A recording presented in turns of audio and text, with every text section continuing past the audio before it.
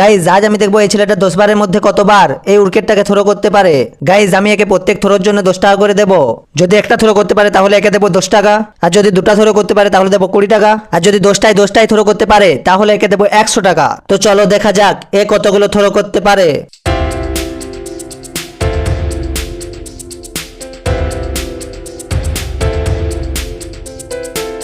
এ কি, ও যে পরপর 3টা থ্রো করতে পারলো না, তাহলে ও কি আর থ্রো করতে পারবে না? তোমরা দেখতে থাকো।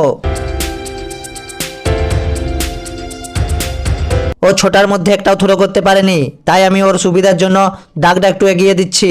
তো চলো দেখা যাক এবার ও থ্রো করতে পারে কিনা।